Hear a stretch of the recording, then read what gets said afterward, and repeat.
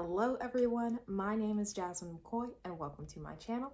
If you are new here, thank you for clicking in to drop by, but if you're a returner, it is always nice to have you back. This video I am going to be talking about a couple of things that you can do to overcome your fear of haunted houses, especially because we are now in October. In October, that is when all of the haunted houses pretty much officially start opening up throughout October and maybe the first 1 or 2 weekends of November. So we are in a proper spooky season right now. And one of the best parts of that is the haunted houses and the horror movies, but that's also a personal thing for me. So haunted houses are amazing. For me, haunted houses are a very important part of enjoying spooky season. It is something that I have done for many years, going with my dad, my sister, and my friends when I was away off at college in Harvard. We would go to one of the many haunted houses that we would look up, either in Boston or here in Cleveland, Ohio.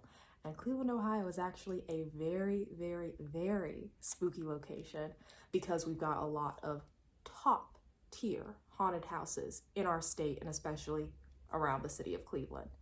It is something that I am very thankful of. So maybe you are a scaredy cat, and it's okay. There's no shame in the word. Maybe you're a scaredy cat. Maybe you're the friend of a scaredy cat trying to get them to join you at a haunted house. Maybe you're someone who's just trying to branch out and try something new. So these are a couple of things that you can use to overcome your fear of haunted houses, invite something new into your life, and just enjoy something that's going to bring you a lot of excitement during spooky season.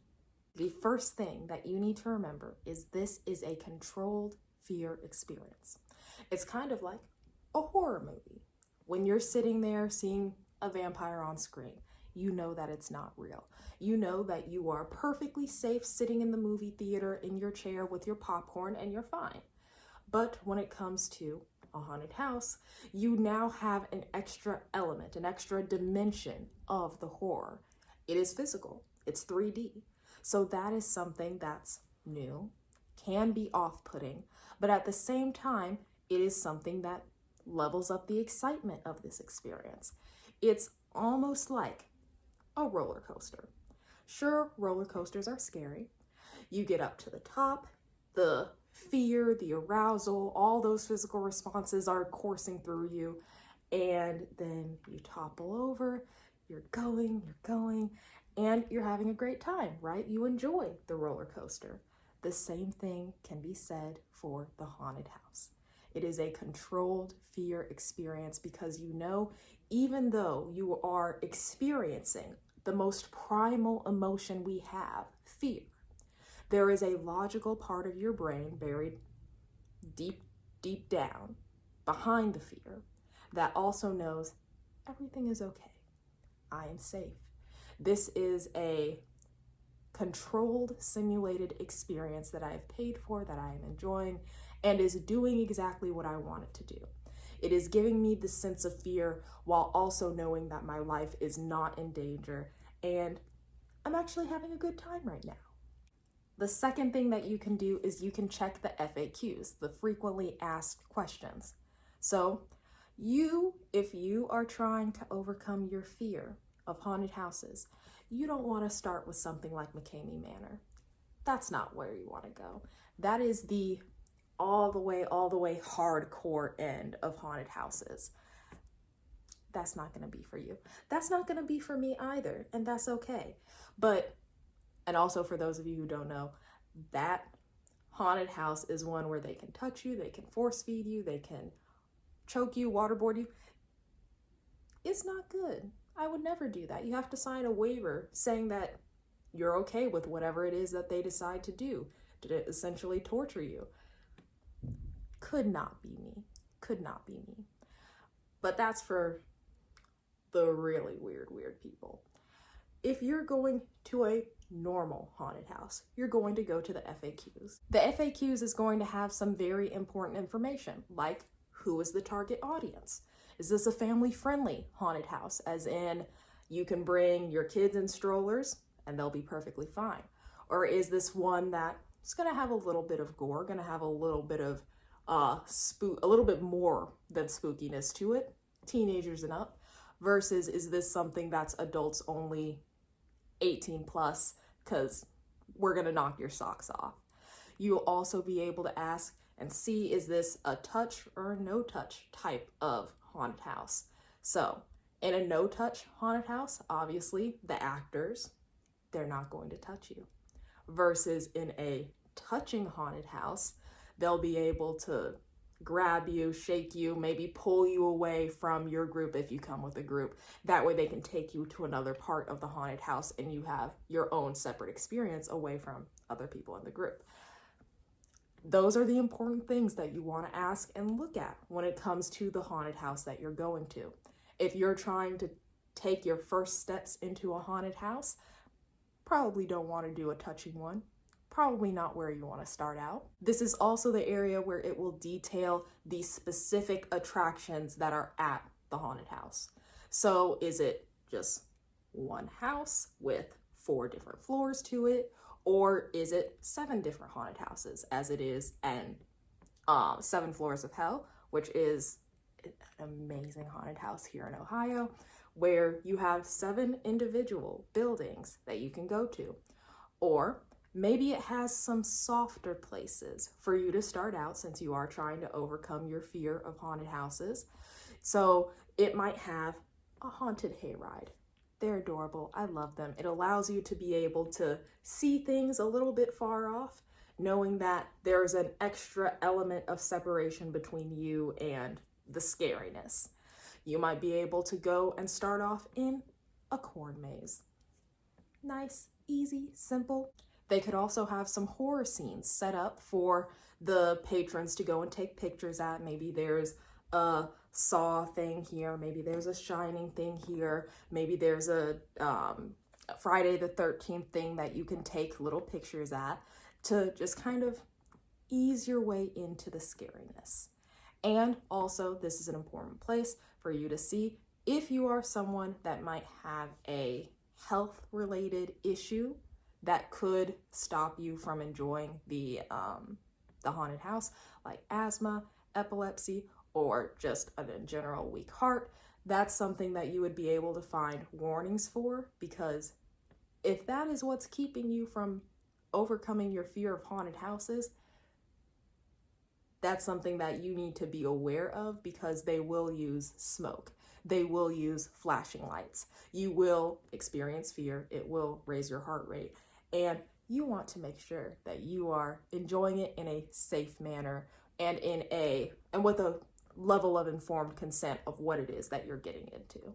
Another thing that you can do is you can go with friends. I went with many of my friends to different haunted houses when we were at Harvard, and it was the best experience because I am someone who loves haunted houses. I was able to slowly bring in my friends who are a little less haunted housey and make sure that they enjoyed their experience, that we had a good time, and they were able to make a new memory. So when you go with someone, and especially your friends, that is something that settles your soul. It is a kind of like a palate cleanser to know that you have someone there who you can trust and is going to be able to laugh with this at the end of the night. And when you are with your friends, you can comfort yourself with some physical contact. So what my friends and I do, and what myself, my dad, and my sister do, is we make a little conga line. So we put our hands on the shoulders of the person in front of us. We always put my dad at the front. He's a giant, so sometimes he can't see what's happening because he's in front. But that is what we do. It gives you something to hold on, to squeeze, and to just feel like you have a little bit of a stress reliever in between getting scared. So, side note, I was in a haunted house. It was a no-touch haunted house. I felt someone grab my back, and I look back at them like, because if it's a no-touch haunted house, I'm wondering, why is an actor touching me right now? Like, not just a brush against me. It is a full grab of my shoulders. I look back and it's another customer who has gotten scared and is running away, and his friends are in a conga line formation behind him. And he's like, I'm sorry. I'm so sorry. I didn't mean to, but please keep moving. So conga lines are very, very good. Or if you don't want to do a conga line, you can do like hold the hand of the person in front of you and behind you, kind of like you're in elementary school again. So those are some suggestions for physical contact to make you feel just a little bit safer in the haunted house. And for me personally, the thing that makes a haunted house not scary anymore is I am able to appreciate the art of it. So you're thinking, Jasmine, how is a haunted house art? What art is there to appreciate? Well, there's actually quite a bit. So you have, obviously, the actors.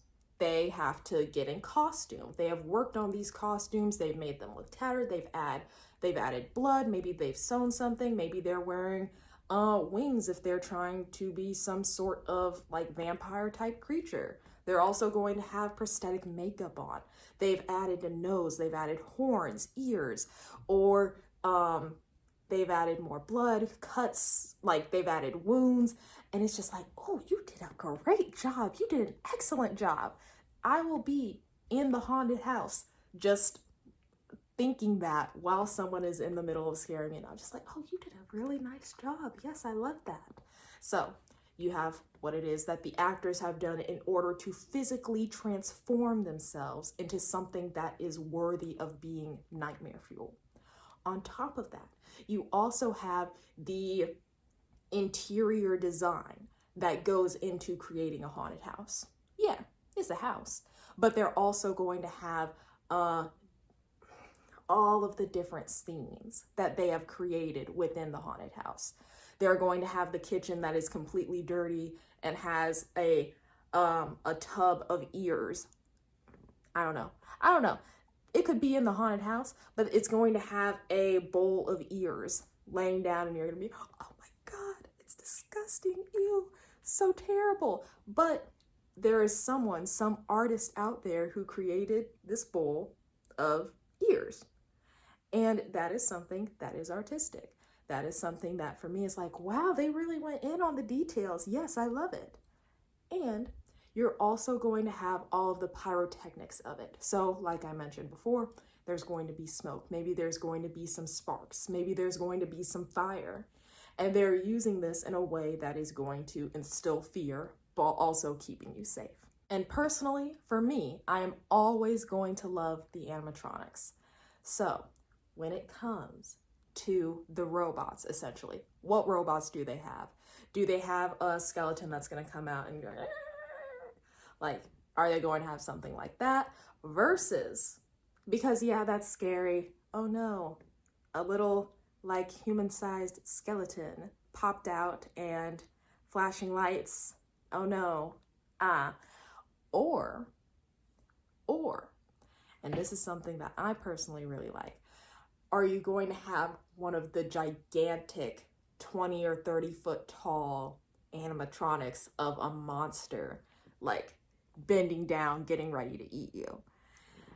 When I went with my friends to a haunted house in Boston, there was a section where, according to the story, and that's the other thing, they create different storylines. Like, is this a zombie thing where you're trying to make it out and you're one of the sole survivors, or did you accidentally find yourself in the middle of a vampire cult and they were trying to sacrifice you, so now you have to get out? Well, that's what it was for this one. And when you almost made it out, there was an entire room filled with like 5 different animatronics that were 20 or 30 feet tall, and they were all moving, they were all roaring at you, and I'm like, oh my God, they did a good job. This is a great part. So you're able to just stand there marveling at all of the artwork, all of the thought, all of the creativity that goes into creating a scary experience. And then it becomes less scary because you really get to just appreciate what it is that they have created for you. And finally, once you have finished your experience at the haunted house, you need a little palate cleanser. So when you and your friends decide that you're going to go to the haunted house at 9, that you'll stay there for an hour and a half, what are you going to do at 10:30? Are you going to go watch a nice little funny, happy, comedic movie, something that you can just passively accept that is rated PG or rated G, and you can just like, oh, okay, I feel so much better? Or are you gonna go get some ice cream? Are you gonna go get some pumpkin spice lattes? Are you going to go carve pumpkins and just do something that brings you down from that high stress situation that you just exposed yourself to? So those are all of the tips and suggestions that I have for overcoming your fear of haunted houses. I hope that that was helpful. I hope that you are able to go out and enjoy something that you have never done before. And yeah, if you have any other suggestions for things that I could talk about relating to spooky season, let me know in the comments, and I will see you in the next video. Bye.